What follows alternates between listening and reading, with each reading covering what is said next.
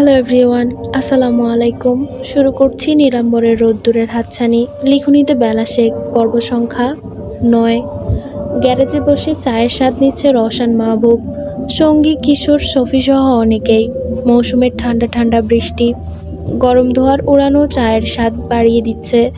রওশন হাসি মুখে শফির হাতে গল্প করে যাচ্ছে বৃষ্টির হাত থেকে রক্ষা পেতে আশ্রয় নেওয়ার কিছু পথিক। সবার হাতেই চা। আলাপ আলোচনার মধ্যেই এক মুরব্বি নিজ বাজারে থলে দেখিয়ে বলে, তোমাগর চাষি আম দিয়া খিচুড়ি খাইব, কালাই নাই ঘরে, তাই বাজারে আইছিলাম।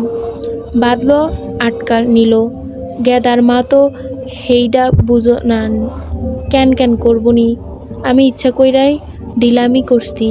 সফি হেসে বলে, চাচা মাঝে মধ্যে আপনিও গলা ছাইরা 2-3টা হুবাইবেন, দেখবেন শান্ত হইয়া যাইব। না থাক, গেদার মা গাল ফুলাই আনে, তাছাড়া হের ক্যান ক্যান খারাপ লাগে না, মধু মধু লাগে। মুরব্বী স্বভাবে সুলভ হেসে বললেন। রওশন চায়ে চুমুক দেয়। হঠাৎ স্বাদটা একটু বেশি মিষ্টি মনে হয়। সফি কিছুটা মুখ মুচড়ায়, খ্যাক খ্যাক আবার করে ভালো লাগে। তার বোন শাপলা একটু বাচাল ধরনের, একবার কথা শুরু করলে শেষ হবার নাম নেয় না। তার তো মধু মধু লাগে না, কানের নিচে বাজায় দিতে মন চায়। আর সিন ভাইয়ের সামনে কেউ রং ঢং করলে, আলাপ দীর্ঘ করলে মহাশয় মেজাজ হারাতে সময় নেবে না। তার ভাগ্য এরকম বউ জুটলে বউয়ের কপাল সকাল বিকাল ঝাঁটার বাড়ি, ভাবতেই হি হি করে হাসে। বৃষ্টি থেমে যেতেই ক্ষণিকের অতিথিরা চলে যায় একে একে। গ্যারেজে শফি আর রওশন। শালাসিন কখন আসবে? 1.5 ঘন্টা বেশি হবে বসে আছি। রওশনের কথায় শফি হামি তুলে বলে, আইবো, আর এল্লা অপেক্ষা করেন। আর এত তাড়া কি দরকার ভাইরে, আমারে কইতে পারেন। তেমন দরকার না, বেশ কয়েকদিন হলো খেয়াল করছি শালা আমার থেকে দূরে দূরে থাকে, আগের মতো কথা বলে না। আপনার বন্ধু মতিগতি বুঝি না মিয়া, এই ভালো তো এই খারাপ, দিন দিনে মনে হয় খিটখিট বেশি হইয়া যাইতাছে। কথা কওয়ার আগেই হেই চেইত্তা উঠে, তবে এর মাসলায় আছে।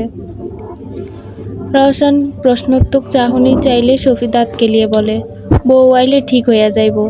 আমি না চাচি কয়, সুর আপার বিয়া দিয়া নবাবের বিয়া করাইব। মায়ের কাছে ঘুষুর ফুসুর করে আমার বোন শাপলারে নিব। রওশন হেসে শফির পিঠ চাপড়ে দিল। ওর বউয়ের জন্য, মানে তোর বোনের জন্য আমার পক্ষ থেকে একটা সমুদ্র সমবেদনা। মেয়েটার জান প্রাণ একবারেই নাস্তানাবুদ করে নেবে। রওশনের কথায় শফি হাসে। খাঁটি সরিষার তেল মাখা মাথার চুলগুলো ঠিক করে রওশনের কাজ ঘেঁষে বসে। গলায় গামছাটা নাড়াচাড়া করতে করতে আমতা আমতা সুরে বলে, আপনার বোন আছে না, রূপসা আপা? আপাই মেলা সুন্দর, একদম পরীর লাহান। শাপলার বিয়া দিয়া আমি যদি আপনার বাপের কাছে প্রস্তাব নিয়ে যাই, রাজি হইব না? আমি যৌতুক নিমু না, তয় আপনারা খুশি হইয়া দিলে মানা করবো না। রওশন ছোট ছোট চোখে তাকায়। শফি অতি আশা নিয়ে হাঁস শোনার অপেক্ষায়। তবে বাগড়া দিতে হাজির স্বয়ং সিনান সালেহ। এসেই শফির মাথায় থাবা মেরে খেকিয়ে ওঠে, আপা ডাকোস, আবার বিয়া করার শখ জাগছে? মনসাফ কর শফি সাহেব, আর রমজান চাচা রাজি হইব না মানে রামদা দিয়া দৌড়াইব। বলে হু হু করে হেসে উঠল।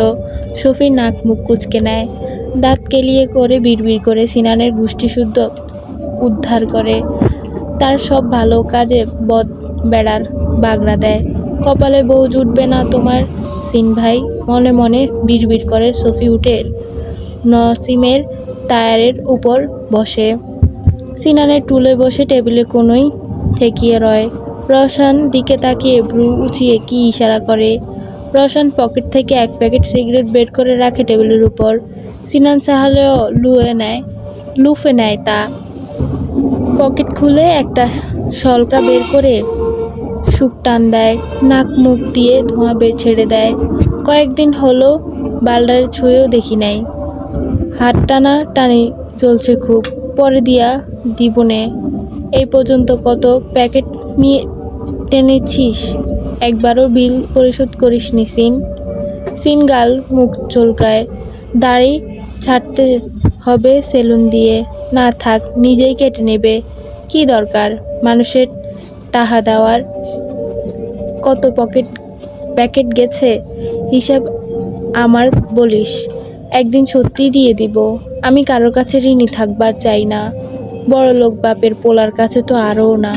আচ্ছা তাই না রিজ ভাই, আমি বুঝিয়ে ভুলিয়ে তোর কাজ করার জন্য রাজি করলাম। যেই কাজ হলো, আমি রওশনকে, তাই না? শালা স্বার্থপর। তোর রিজ ভাই মুফতি কাজ করতেছে না, যতদিন করছে তার ডাবল উসুল করার ফন্দি তার। আমি ব্যবসা লাটে তুলা হের ফরমাইশ খাটি, এরপর পেছনে গোয়েন্দাগিরি করি। আর আমি তোর হাতের পায়ে পড়ি নাই। তুই আগে কইছিলি রিজ ভাইয়ের সাথে কথা কবি, তাই বলছিলাম। সিনান সালেহ গম্ভীর গলা। রওশন একটু চিন্তায় পড়ে, রিজ ভাইয়ের মাথায় চলছে কি? তবে সে সেসব কথা বাদ দিয়ে বন্ধুর হাত থেকে সলকাজ কেড়ে নিয়ে নিজেও এক টান মারে। সিনান ছোট ছোট চোখে চায়। সুর সিগারেট গন্ধ সইতে পারে না। রওশন তাচ্ছেড়া নজরে চায়, সিগারেটের সলকা ফেলে তৎক্ষণাৎ ধোঁয়া ছেড়ে খুক খুক করে কেসে ওঠে। এই বাল ছাল কে খায়? ইয়াক, কি গন্ধ, থুতু, আমিও পছন্দ করি না। তার যা পছন্দ না সেটা আমিও অপছন্দের তালিকায় পড়ে যাবে। একটু টাফ, বাট অসম্ভব নয়। সিনান কিছু বলে না, অল্প হাসে শুধু। আরেকটা সলকায় আগুন ধরায়। শফিক কান সজাগ, সাথে মস্তিষ্ককে যন্ত্রের গতিতে চলে। মনে পড়ে রসান ভাই সুরাপার বিয়ার করবার চায়, আবার রিজ ভাইও আপারে চোখে হারায়। ইয়া খোদা, এটা তো সেভাবেই নাই। তার চোখের আকার ক্রমশই বড় হয়। দুই ভাই যে তার সুরাপার পিছনে পড়ে আছে। শান্তি বেগম মুখখানি থেমে নেই, ধমকে যাচ্ছেন মেয়ে এক নাগাড়ে। যুবতী মেয়ে কাদায় মাখামাখি হয়ে বৃষ্টি ভেজা মুরগি হয়ে বাড়ি ফিরেছে, তাও আবার খোঁড়াতে খোঁড়াতে। কিভাবে পড়েছে জিজ্ঞেস করলেও বলছে না। উনুনের পাড়ে চাহনি হতে রান্না করতে করতে বকে যাচ্ছেন তিনি। সরলা একটু দূরে কল পারে দাঁড়িয়ে কাদা মাখা হিজাব খুলে নেয়, বোরকা খুলে হাঁক ছাড়লো। মা, পড়ে গাল দিস, জামা ওনা দিয়া যা আগে, ঘর থেন বালতি মগটাও আনিস। থেমে যায় সরেলা। দোচালা টিনের ঘরের বাম দিকটার কোনায় গলি জায়গা দিয়ে আগত মানবকে দেখে তৎক্ষণাৎ ঘুরে দাঁড়ায়। কাদামাখা হিজাব খুলে গায়ে জড়িয়ে চোখ পাকিয়ে চায়। নরিজ মাহবুব থেমে গেছে শুরুতেই। হৃদস্পন্দন বেড়ে গেল কি না? এই ঝুম ঠান্ডা বৃষ্টির পরশেও কেন উষ্ণতা ছড়িয়ে দিচ্ছে বেহায়া তনুমন। হাতের মুঠো শক্ত হয়, প্রিয়সীর গরম চাহনি যেন মনের আকাশে রামধনু ছড়ায়। সিদ্ধান্ত নেয় জুতো জোড়া এখানে রেখেই চলে যাবে। পা বাড়াবে এমন সময় শান্তি বেগম ডাক দেয়। অজ্ঞত এগিয়ে এসে হয়। সুরেলা মায়ের হাত থেকে জামা কাপড় নিয়ে শাপলাদের উঠোনে কলপাড়ে চলে যায়। সেখানে কলপার চারদিকে টিনের বেড়া আছে, তবে সুরেলা কান খাড়া করে রাখে, লোকটা উল্টো পাল্টো ভাবে গন্ডগোল না বাধায়। কোনো ভরসা নেই খুঁতখুঁতে লাট সাহেবের উপর। শান্তি বেগম বাঁকা নজরে নজরিসকে আপাদ মস্তক দেখে নেয়। বৃষ্টিতে ভিজে জুবুদুবু, চুল বেয়ে টপ টপ পানি পড়ছে, শার্ট গায়ে লেপ্টে আছে, তাতে তিনি কাদা মেখে আছে এখনো। হাতের দিকটাই সন্দেহ গাঢ় হয়। এই যে সুরেলার চপ্পর। নরিজ মাহবুব খেয়াল করে ভদ্রমহিলা বাঁকা দৃষ্টিতে। অভিজ্ঞ তার বুঝতে বাকি রয় না ভদ্রমহিলা মনে কি চলতে পারে। সে এখন যতই সাফাই দ্বিগুণী সন্দেহ করেই মনে মনে। চাচি, এই নেন আপনার গুণধর মেয়ের জুতা। এই বৃষ্টির মাঝে পিছল অল বরাবর হেঁটে আসছিল। আমি বামের রাস্তা দিয়েই গাড়ি যাচ্ছিলাম, দূর থেকে খেয়াল করি পড়ে গেল কাদায়। একবার না দুইবার। একাই বসে কাঁদছিল, এগিয়ে এসে দেখি নেই আপনার মেয়ে। আমি তো হার্ট অ্যাটাক করতে বসেছিলাম। কোথায় গেল? জুতো জোড়া পড়েছিল দেখে স্বস্তি পেলাম। পেত্তি নয় তাহলে? এতগুলো কথা বলে নরিজ একটু নয় বেশি অপ্রস্তুত হয়ে পড়ল। সে কি ভয় পাচ্ছে, নাকি অহেতুক উদ্দীপনা ইউরন কার্যকর হয়ে পড়ছে? ঠিকঠাক সিগন্যাল দিতে অক্ষম হয়ে নিশ্চয়ই। সে মৃদু কেশে চুপ থাকাই শ্রেয় মনে করে। শান্তি বেগম বিশ্বাস করলেন কিনা বোঝা গেল না। তিনি ভদ্রভাবে সাথে বসতে বলেন। নরিজ বসে না, কল পাড়ে গিয়ে কিছু পল দাঁড়িয়ে থাকে, কল চেপে আজলায় পানি ভরে মুখ চিপিয়ে নেয়। চোখ বন্ধ করতেই কিছু পল আগেই মুহূর্ত যেন আবারও মস্তিষ্ক বরাবর আঘাত করে। তাতে দাঁত চেপে মনে মনে বিড়বিড় করে, আর সম্ভব নয়, কবুল বলে তাকে বুকে লুকিয়ে রাখলেই এই রক্ষণক্ষয়ী আগুন নিভে যাবে ধীরে ধীরে। টিনের বেড়ার ফাঁকে সবই অবলোকন করে সুরেলা। খুঁতখুঁতে স্বভাবের লোকটা হাতে নিজ কাদামাখা ছেঁড়া জুতো জোড়া দেখে একটু থমকেছিল। সে চটজলদি গায়ে পানি ঢেলে জামা কাপড় পরিবর্তন করে নেয়। বৃষ্টি থেমে গেছে, অল্প গুঁড়ি গুঁড়ি আছে জমা ফোঁটা পড়ছে। সুরেলা ভেজা চুল গামছায় গেঁথে অতি সাবধানে পা ফেলে ঘরে যায়। চৌকিতে উঠে বসে ধরাম করে কাঠের জানলায় খিল খুলে উকি দেয় বাহিরে। যদি দেখা যায় দূরে কাঁচা রাস্তা, দাঁড়িয়ে থাকা গম্ভীর মানব, মুখে ক্ষীণতায় প্রাপ্তির হাসি, ভেজা চুলে হাত বুলিয়ে পা বাড়ায়। সুরেলা চোখ মুখ খিচে জানলা বন্ধ করে। কি দরকার ছিল পাকনামি করার? নিজের মাথায় চাটি মেরে চৌকি থেকে নামে। অজান্তেই অদরকনে মিষ্টি হাসি ফুটে ওঠে।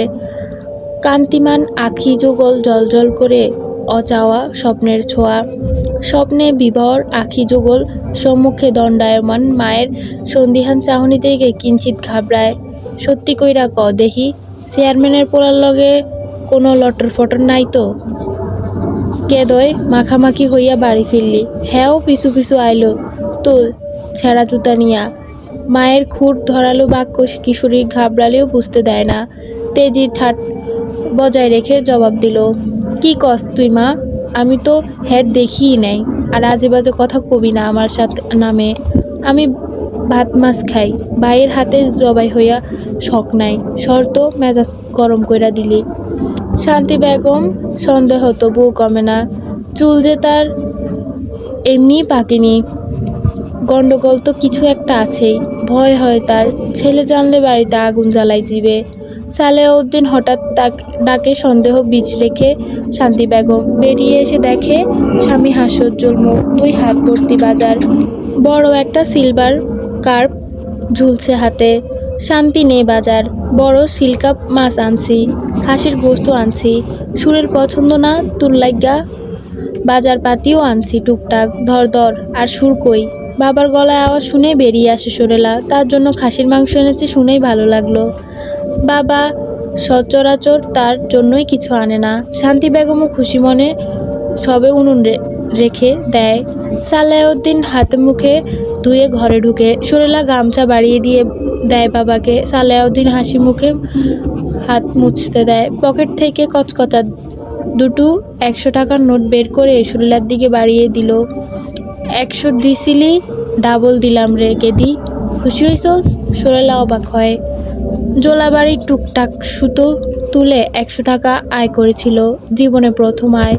সেদিন বাবা চাওয়ায় মানা করতে পারেনি, ভাবেনি কখনো ফেরত পাবে, তাও ডাবল। সে ইতস্তত বোধ করে তবে টাকাটা নেয়। সালেহউদ্দিন আরেকটা ছোট্ট প্যাকেট বের করে মেয়ের হাতে ধরিয়ে দিয়ে বলল, দেখ তো কেদি পছন্দ হয় কিনা। সুরেলা এবার যেন বিস্ময় প্রকাশ অবকাশ পায় না। প্যাকেট খুলে দেখে একজোড়া নূপুর।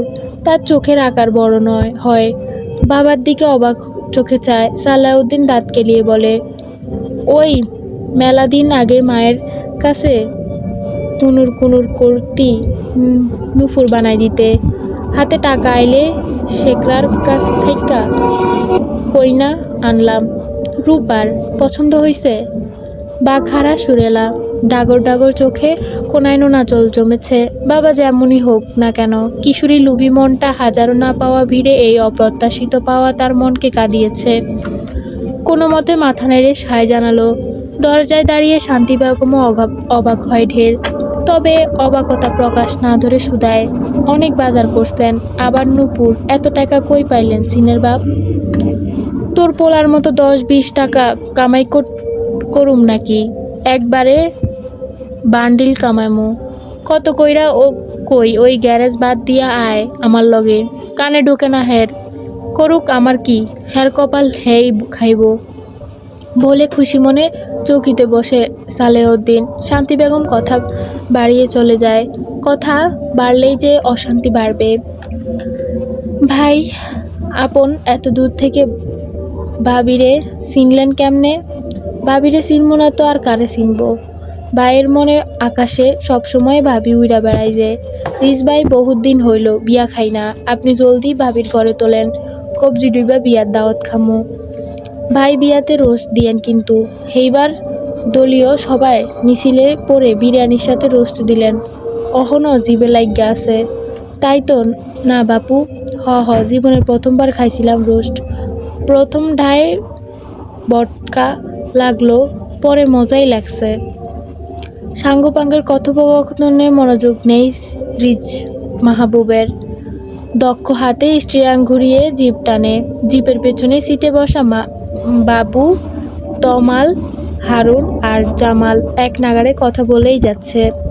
অন্য সময় হলে বিরক্ত হয়ে এক ধমক চুপ করিয়ে দিত নওরিজ। আজ ইচ্ছে করছে না। আজ যে সে বিরক্ত হচ্ছে না। রিজ ভাই, আমি কয়েকদিন হলো একটা অতি গুরুত্বপূর্ণ কথা কইতে আইছিলাম, আপনি আমাকে পাত্তাই দিচ্ছেন না। জামাল যান্ত্রিক মানবের মতো বলে যায়, তবে সামনের ব্যক্তির প্রতিক্রিয়া না পেয়ে আবারও শুধায়, ভাই শুনছেন কথাটা? ভাবিকে নিয়ে আপনি অনুমতি দিলে বলবো। বলো। স্বাভাবিক ভেবেই নওরিজ। জামাল দেরি না করে বলে, চেয়ারম্যান চাচা সপ্তাহখানিক আগে মহিরের তরফ থেকে ভাবির জন্য প্রস্তাব পাঠাইছিল। আচ্ছা তারপর কি হলো? কেমন দায়সারা ভাবে বলল যেন। পেছন থেকে বাবু, তমাল ও হারুন যেন হুমকি খেয়ে পড়ে। জামালকে চেপে ধরে সবটা শুনে নেয়। বাবু রাগে গজগজ করতে করতে বলল, ভাই আপনি অনুমতি দিলে ওই মহির বিয়া করার শখ খোঁচাই দিমু। কত বড় সাহস আমাগর ভাবির দিকে নজর দেয়। ও চোখ আমি তুইলান নিমু। ভাই এমন হাল করমু? মন্দি বিয়া করার কথা মাথায় আনা তো দূর, মাইয়া মানুষ দেখলেই উল্টি খাইয়া দৌড় দিব। তমাল বলে ওঠে। হারুনও হুমকি দেয়। নরেজ শুনে না শোনার ভাব ধরে বসে। জামাল এবার চিন্তিত সুরে বলে, ভাই আপনি কিছু বলবেন না? ভাবির জন্য প্রস্তাব পাঠিয়েছিল ওই মহির। স্টিয়ারিং থাকা হাত শক্ত হয়, শক্ত চোয়াল নাড়িয়ে ছোট্ট করে জবাব দেয়, জানি আমি সব। সুরের দিকে তাকানোর ভুল করবে না আর। তাকালে কাইল্লা কেটে দেব। জিপ গাড়ি এসে থামে চেয়ারম্যান বাড়িতে। গাড়ি থেকে এগিয়ে এসে এক যুবক নর্ম গলায় সালাম পেশ করে দাঁড়িয়ে রয়। নওরিজ গাড়ি থেকে নেমে সবার উদ্দেশ্যে বলে, তোরা যা, আমি 10 মিনিটের মধ্যে আসছি গোসল করে। সবাই চলে যায় গোয়ালঘরের আড়ালে একবারে কোনায় অবস্থিত এক ঘরে। তারা জানে রিজ ভাই গোসল করবে না, মানে আধা ঘন্টা আগে আসবে না। নরিজ অন্দরমহলে প্রবেশ করে। সবার আগে নজর কাড়ে বারান্দার সিনা টান টান করে দাঁড়িয়ে থাকা সুটাম মানবের কানে। মুখায়ব প্রতিবারের মতনই হাসি মুখে বিহীন কাঠখোট্টা রূপসার মতে মুখ তেতো পুড়ে রেখেছে। নরিজ এগিয়ে যায়, লম্বা সালাম দিয়ে হাত বাড়িয়ে বলে, সাদমান খন্দকার, অনেক দিন পর দেখা পেলাম, কেমন আছেন? আলহামদুলিল্লাহ, তুমি? আর ছোট্ট জবাব। ভদ্রলোকের পাশে গোমরা মুখে দণ্ডায়মান ছবির দিকে তাকিয়ে নরিজ বলে, জামাই এসেছে, মুখে থাকবে হাসি খুশি, অথচ শুকনো বানিয়ে রেখেছিস কেন? তোর জামাই যতই হম্বিতম্বি করুক, পাঠাচ্ছি না। এবার ডেলিভারি কদিন এ বাড়িতে থাকবি। ছবি আর চোখে সাদমানের দিকে তাকায়। রসক্ষীণ মানব তার দিকেই তাকিয়ে ছবি নজর ঝুঁকিয়ে নেয়। নরেশ লক্ষ্য করে সবটাই। সাদমান ভাই, মজা করছি না, সত্যি ছবি পাঠাবো না। এই সময়টার মেয়েরা ভীতু থাকে, আর ছবি এমনিতেই ভীতু। আম্মা আর চাচি আমার সন্দিহান থাকলে ভরসা পাবে, আর সব মেয়েরাই এই সময় বাপের বাড়িতেই থাকে।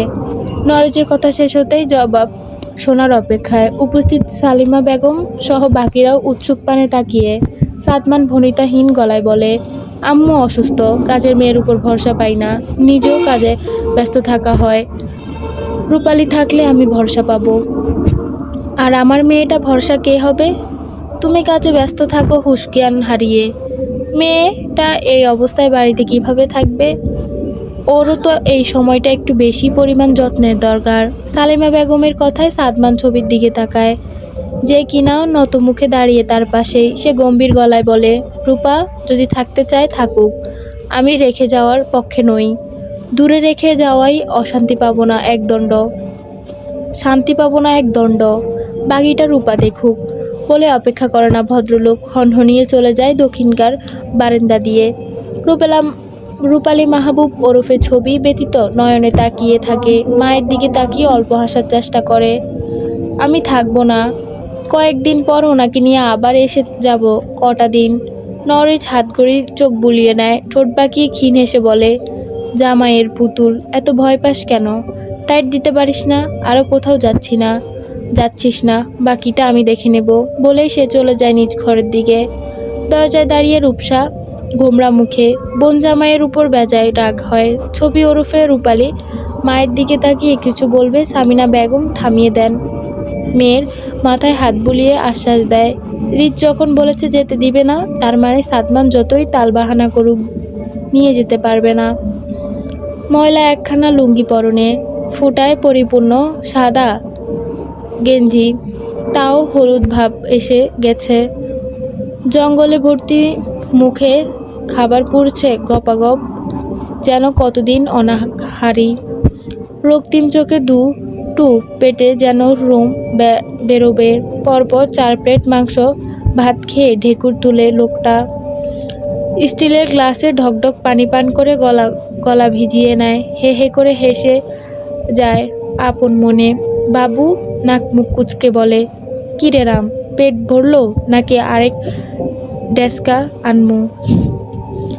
আকরাম হেসে মাথা ঢালে বামে ডামে নেড়ে জানালো, আর আনতে হবে না, আমি অহন যাই। অহনি যাওয়ার তারা কিসের? সবুর কর, শেষ পাতে দই দিমু তো। আমি মিষ্টি খাই না, হজম হয় না পেটে। আকরামের কথা হেসে ওঠে উপস্থিত সকলে। দরজার খোলার আওয়াজে সবাই সেদিকে খেয়াল করে। নরিচ মাহবুব এগিয়ে আসলেই তমাল গিয়া ভালোভাবে বন্ধ করে দেয় দরজাটা। রাম নাকি আকরাম, কোনটাকে ডাকবো তোকে? গম্ভীর গলায় কানে বাজতেই আকরাম 2 পা বুকে জড়িয়ে জড়সড় হয়ে বসে জবাব দেয়, আমাগোর নাম আকরাম উদ্দিন। মন্দিরে হিন্দু পাড়ায় যে রাম পূজারি বলে পরিচয় দিস, সব মিছা কথা। নরেজ সূক্ষ্ম চোখে পরোক্ষ করে। পাগল গোছে লোকটা গাল মুখে চুলকায় আর কাচুমাচু হাসে, দেখে পাগল মনে হয়। শুনলাম ভাতের বদলে মাল পানি গিলিস রোজ, এটাও মিছা কথা?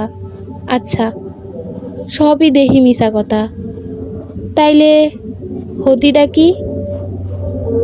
ড্রিস ভাই লাগান একখান চটকনা, সুরসুর কইরা কইব সব। হারুন যেন জ্বলে ওঠে। নরিচ ভ্রু উঁচিয়ে চাইলে ফুস করে নিবোতে সময় নেয় না। নরিচ আকরাম নামক লোকটার আরও বেশ অনেকক্ষণ প্রশ্নভাবে জর্জরিত করে। আকরাম হু হা করে আর অতি পরিচিত বাক্য, এইটা মিছা কথা। মেজাজ গরম হয়ে যায় নরিচের। ভনিতা ছাড়াই জিজ্ঞেস করে, বাজারের জিলাপির দোকানের মন্টুরে চিনিস? এইটাও মিছা কথা। ভয়ঙ্কর থাবার শিকার হয় তৎক্ষণে। ফ্লোরে লেটিয়ে পড়ে। ফ্লোরে গড়াগড়ি খেয়ে হাউমাউ করে কান্না জুড়ে দেয় আকরাম, যেন 2 বছরের বাচ্চা। বাবু হারুন তেলে পুড়ে এসে গোটা কয়েক লাথি মেরে বসে। নরিচ থামতে বললে থেমে যায় তৎক্ষণাৎ। নরিচ পকেটে হাত গুটিয়ে এগিয়ে আসে। পায়ের সাদা ক্যাটস ঠক ঠক শব্দ করে। হাতের উপর 1 পা দিয়ে খানিকটা মুচড়ে বলে, আমার সাথে চালাকি কে শিখিয়েছে, পড়িয়ে দিয়েছে? মন্টু মিয়া নিশ্চয়ই। এইটাও মিছা কথা বলে হড়গড় গড়িয়ে কেঁদে ওঠে। নরিচ পা সরায় না। তমাল হাঁটু গেড়ে বসে চুলের মুঠি চেপে বলে, হাসা কোনডা ওইডা ক, নাইলে কিন্তু খবর আছে। এই জাউরা, তুই সত্যি মুসল্লি নাকি হিন্দু রে? আমি মুসলমান, আমাগোর নাম আকরাম। বাবু এগিয়ে এসে বলে, হারুন এক কাজ কর, লুঙ্গি তুইলা দেখ তো মেশিন কাটা নাকি, তইলেই তো পরিষ্কার হইয়া যায়। হারুন মুখ বিকৃত করে বলে, শালা তোর মাথায় শয়তানি বুদ্ধি, তুই দেখ। বাবু জামালকে ইশারা করে দেখে। যান্ত্রিক মুখায়বে জামাল অতিরিক্ত ব্যক্ত করে না, সিনা টান টান করে দাঁড়িয়ে রয়। বাবু নাক মুখ কুচকে নিজেই দাঁড়িয়ে যাবে, নরিচ ধমকে দেয়, চোখ রাঙিয়ে বলে, এই একে ছেড়ে দে, পরের বার ধরলে পাছার ছাল তুলে নিব। ছেড়ে দিবেই ভাই, আরেকটু টাইট দিলেই সব বেড়াইব। যেটা বলছি সেটা কর। জামাল, জঙ্গল সাফ করে আয়। জামাল তৎক্ষণাৎ কাজ করে, আকরামকে টেনে তুলে নিয়ে যায় বাহিরে। ওরা বেরিয়ে যেতেই নরেশ, মাহবুব, বাবুল, তমাল হারুন দিকে আঙুল তুলে হুকুম দেয়, ওর পিছনে লোক লাগা, পাগলটা যেন বুঝতে না পারে। আর মন্টু সহ ওর দোকানে যে কয়টা কাজ করে সবাই উপরেই। গোয়ালঘরের পেছনে বাঁশ ঝাড় হতে কচি চিকন একটা বাঁশ কেটে আনে সিনান সালেহ। বাঁশের কুচি কেটে মাপ মোতাবেক কেটে পিঁড়ি পেতে বসে। দা দিয়ে বাঁশের ফালি পাতলা লম্বা টুকরো করে মোফা বানাতে শুরু করে। পাশের উঠোন থেকে এক কিশোরী ছুটে এসে থালা হাতে সিনানের পাশে থালা রেখে পাশে বসে বলে, মা, ছাপড়া দিল তোমার জন্যই। শুকনা ছাপড়া খাইতে গলায় আটকাইব, তাই এক টুকরা গুঁড়ো আনছি, এতে যদি তোমার নিম পাতার মতো মুখটা একটু মিঠা হয়। এই সিন ভাই, কি হইল? হনো না কেন আমার কথা? আমারও তো একটু কথা কই নাই সুর আপার নামে, শুনলে তুমি আসমানের থাইক্কা পড়বা। তবুও গোসা করমু না, গোসা করিও না। যদিও সুরাপা কইছে তোমার না কইতে, তয় আমার পেট গুড়মুড় করতাছে তাই। খিটখিটে মেজাজে সিনান সালেহর মেজাজ হারায়। শাপলাকে থামিয়ে খ্যাক করে বলে, যা সামনে থেইকা, এক কূপে ঘাড় আলাদা কইরা দিমু। কামের সময় ওনাগর গল্প আসে, যা ভাগ সেরি। সত্যি সত্যি দাঁত এলে সিনান। শাপলা ভয়ে হাঁটু কাঁপাকাঁপি অবস্থা। ওরে মামারে, ওরে আম্মারে বলে ছুটে চলে যায় নিজ বাড়িতে। তার চিৎকার ঘর থেকে বেরিয়ে আসে শান্তি বেগম, মাথায় আঁচল টেনে চিন্তিত ভঙ্গিতে বলে, শাপলা ওবা কইরা পালাইলো কেন? আবারও কি ঠেকি দিছুস? না, সোহাগ করমু বাল, যা তো এখান থেকে। খ্যাক করে ওঠে সিনান সালেহ। শান্তি বেগম ছেলের দিকে তাকায়। সবসময় মেজাজ চটে থাকে নবাবের। তিনি টুল টেনে এনে ছেলের পাশে বসে একটা চুপচাপ। সিনান লক্ষ্য করে, তবে কাজ করতে করতে ভ্রু কুঁচকে বলে, কিছু কইবি? আমার কাছে কিন্তু টাকা পয়সা নাই। শান্তি বেগম স্নেহ হাসেন, এই ছেলে এমন কেন?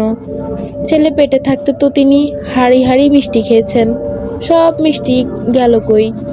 এ ছেলের মাঝে রসকস নাই। তিনি না বোধক মাথা নাড়েন। সিনান ঘরের দিকে তাকায় একবার, বেড টেনে কাজ করতে করতে শুধায়, তোর নবাবে জাদি মাইয়া উঠে নাই? স্কুলে যাইব না? যাইব না, স্কুল নাকি বন্ধ। আব্বা নাকি নুপুর বানাই দিছে, তাও আবার রূপার। শান্তি বেগম ছোট্ট করে সায় জানালো। সিনান সালেহ মলিন হাসে, বোন নুপুরের আবদার করছিল, একবারে নাছর বান্দা, দিবেই দিবে। শাপলারও ওর মা বানাই দিছে, ওনারও চাই। মায়ের হাজারো ধমকে আবদার ভাঙে না। সিনান এক ধমকে থেমে গিয়েছিল আবদার। সারাদিন না খেয়েছিল।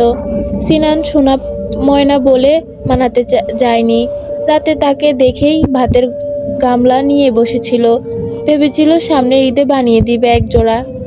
সোনা দানা চাইনি তো, সামান্য রূপুর নুপুর। কত দাম পড়বে? 1000-1200।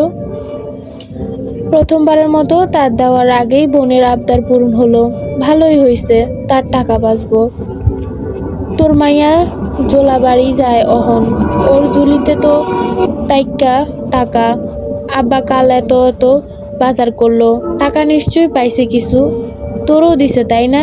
1000 কয়েক টাকা দিছে, গ্যারেজে কিছু মাল তুলমু। শান্তি বেগম চুপ থাকে। সিনান মাকে চুপ থাকতে দেখে ঘাড় ঘুরিয়ে তাকায়। নিষ্পতায় মানে কি? সে জানে মায়ের কাছে টাকা আছে, দিছে অল্প কিছু। ভাবছি গুসামু মাইয়া বিয়া। মাকে থামিয়ে দিয়ে সিনান তাচ্ছিল্য সুরে বলে, দিবি না? সোজা চাপটা। বাহানা দোহনের কি আছে? বড় কথা কইলেই তুই দিলেও আমি দিতাম না। এমনিতেই জিগাইলাম খালি। আল্লাহ পাকের রহমত, 2 টাকার রোজগার করি, তাতে বরকত পাই। এই লোকের হাতে কম টাকা আসে, অথচ দেখ 2 দিন পর হে আবার আমার কাছেই হাত পাতবো। হালাল রুজি রহমত বলেও কিছু কথা আছে বুঝলি? শান্তি বেগম মুগ্ধতা হয়ে হাসে।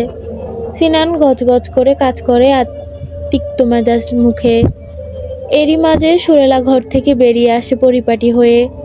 ঢোলা ঢালা সালোয়ারের সাথে সুতি গোল জামা, বড় ওড়না গা গতর ঢেকে রেখেছে। কাছুমাছু মুখে এগিয়ে আসে, 2 হাত সমান তালে মুচড়ে যায়।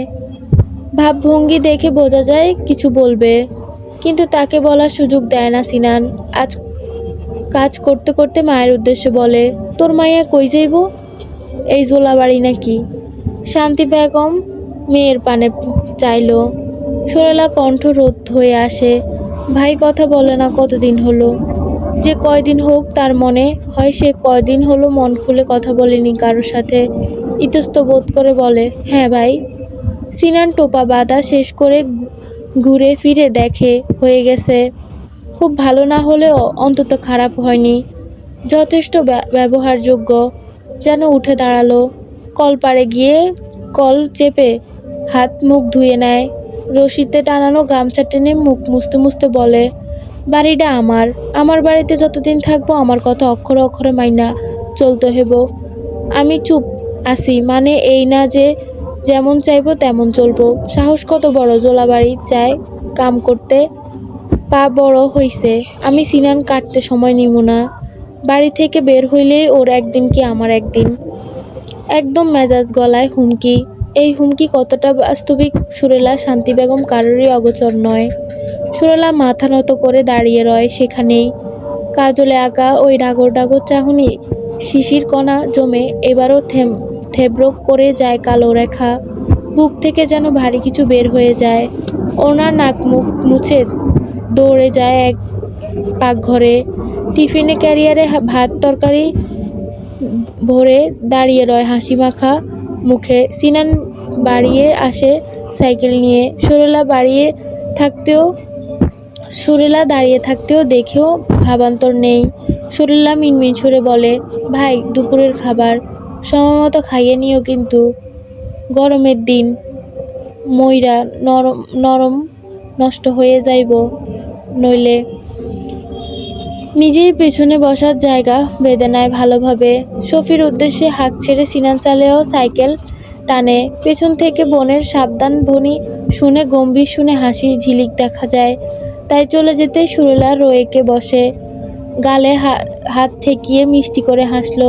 অনেকদিন পর মনে হচ্ছে মনটা ভালো হলো। মলিন অম্বরের রং বেগরে প্রজাপতি ডানা মেলে রং রঙিয়ে দিল। তার রঙিন অম্বরে মেঘে জমে মায়ের এক বাক্য। সে একবার আতঙ্কের সাথে মানা করেছিল। শান্তি বেগম এগিয়ে এসে স্নেহের হাত বুলিয়ে রেখে বলে, গিন্নি বউ যাইতে বলছে তোরে। তোর বাপে পই পই কইরা বইল গেল। না করিস না সোনা আমার, না গেলে তোর বাপে আমার উপর রাগ দেখাইব। খালি যাইবি আর আইবি। তুই যা তাইলে, আমি যামু না। সিন ভাই কি কইল হুনুস নাই? তাছাড়া আমি কাজের লোক না ওনাদের বাড়ির। খালি যাবি আর আইবি কইলেই হইল না? ওনারা নিশ্চয়ই জামাই আদর করার জন্য ডাকে নাই, কোনো না কোনো কামেই ডাকছে। আমি যামু না। সুরেলা সরাসরি প্রত্যাহার করে। শান্তি বেগম আশাহত হন, তবে দমে যান না। লোকটা কালেই হাতে কতগুলো টাকা পাইল, নিশ্চয়ই চেয়ারম্যান সাহেব দিছে। ওনাদের বাড়ি থেকে ডাক পড়লে তাইলে না গেলে কেমন দেখায়। 2 উচ্ছিত কিশোরী হেলে দুলে হাঁটছে আর হেসে যায়, গড়াগড়ি খায় এমত অবস্থা। রূপসার পরনে বেশি ঘেরের স্কার্ট, নীল রঙা ফতুয়া আর সাদা ওড়না কাঁধে ঝুলে, পিঠে ছড়িয়ে চুলগুলো দোলা খায় মৃদু মন্দ বাতাসে। কোমল ফসা হাত নেড়ে চেড়ে কথা বলে সখীদের সাথে। আশেপাশের অনেকেই নজরে লাস্যময়ী কিশোরী নিবদ্ধ। তবে কিশোরীর দৃষ্টি আটকায় দূরে কাঁচা রাস্তায় সাইকেল টেনে আনা এক সাধারণ যুবকের পানে। মলিন ফিনফিনে ঢোলাঢালা শার্টের হাওয়ার ধুল খাচ্ছে। বিরক্ত মাখা মুখ কাদায় আটকে যাওয়া সাইকেল টানছে। কিশোরীর তনুমন এই বৃষ্টি ভেজা শ্রবণের চৈত্র খরা মৌসুমের রং ছড়িয়ে যায়। ইনিয়ে বিনিয়ে বান্ধবীর হাত থেকে ছুটকার নিয়ে দ্রুত পা বাড়ায়। দ্রুত হাতে হাত নেড়ে মৃদু সুরে ডাক দিল, এই সিন ভাই শুনে যাও, দাঁড়াও আমি আসছি। সিন কাদা থেকে সাইকেল শুকনো রাস্তায় এনেই চড়ে বসে তাতে দ্রুত প্যান্ডেল চাপিয়ে প্রস্থান নেয় তড়িঘড়ি। কিশোরী পিশোরী ডাকলো, নিষ্ঠুর নির্দয় মানব শুনতে পেল না। রূপসা 2 হাত স্কার্টটা চেপে একটু উঁচু তুলে দৌড় লাগালো। আশেপাশে অনেকে বাঁকা নজরে তাকায়। সেসবের ধ্যান ধারণা কোনোটাই কিশোরীর বোধগম্য হবার নয়। সে তো দৌড়ে যায় সাইকেলের পিছু পিছু, ডেকে যায় অসহায় সুরে, সিন ভাই, বয়রা হলে নাকি, দাঁড়াও না একটু, ও সিন ভাই। অল্পক্ষণ দৌড়ে ক্লান্ত হয় দুলালি, 2 হাত কোমরে রেখে হাঁপায়, ছলছল আখি যুগল অভিমানের সাগরে ডুবে যায়। নিষ্ঠুর নির্দয়, হালকা শীতল পাবন গা ঝুড়ে দিয়েই কাটা দেয় বারবার। খালি গায়ে জড়ানো ঘিয়ে রাখা চাদরটা ভালোভাবে মুড়িয়ে নেয় নওরিজ মাহবুব। নিজ ঘরের পাশে বারান্দায় অবস্থান করছে সে। পরিপাটি রাস্তায় শুধু একটা বেতের চেয়ার, সেথায় বসে আছে উদাসীন হয়ে। উদাসীন দৃষ্টি বাহিরে অবস্থিত বড় জবা গাছের উপরে। লাল ফুলে কেমন নুইয়ে আছে, সাথে তার মনও। আশ্চর্য, আগে জ্বর কখনো এভাবে কাবু করতে পারেনি তাকে। তবে এক রাতে জ্বর শরীরটা কেমন ঝিমঝিম করছে, সবেতেই বিতৃষ্ণা লাগে। ধবধবে সাদা রঙে লেপ্টে থাকা দেওয়ালগুলো কেমন যেন বিষণ্ণ রাতের চাহনি লাগে। নওরিজ মাহবুব দীর্ঘশ্বাস ফেলে। এই বিষণ্ণতা কিসের বুঝতে বাকি নেই তার। এখন তো ঘরটাও একা একা অনুভব করে। নিশ্চয়ই কারোর আগমনে প্রহর গুনছে এক গুনগুন। দরজার হাতে ঠকঠক আওয়াজ ভেসে আসার নওরিজ গলা উঁচিয়ে বলে, কে আম্মা? আমি বারান্দায় আছি। না, রেবেকা বানু নয়, রূপসা দাঁড়িয়ে আছে। সে এক ভ্রু উঁচিয়ে কি সুদায় মিষ্টি হেসে বলে, সুরাপা এসেছে একটু আগে। বিষণ্ণ মনটা ফুলকিত হলো কি, তবুও ঠাট বজায় রেখে গম্ভীর সুরে প্রশ্ন করে, হঠাৎ? চাচি আম্মাকে পাঠিয়েছে। পাকা তাল পড়েছে অনেকগুলা, তাই তালের পিঠা বানাবে 2 ভাইয়ের জন্য, দুলা ভাইয়ের জন্য। সুরাপা কত সুন্দর নকশি পিঠা বানাতে পারে। তার হাতের পিঠা এত মজা হয়, কি বলবো। মনে হয় গালে টুপ করে চুমু দেই। নওরিজ খানিক বাঁকা নজরে তাকায়। রূপসা গালে জিভ ঠেকিয়ে প্রস্তুত হাসে। নওরিজ গম্ভীর ভাব বজায় রেখে বলে, কোনো বাহানায় পাঠিয়ে দে এখানে। রূপসা হেসে মাথা নাড়ায়। রিজ ভাই নিশ্চয়ই সুরাপাকে দেখার জন্যই ছটফট করছে, বুকটা দ্রিম দ্রিম করে বাজছে, একদম সিনেমার মতো।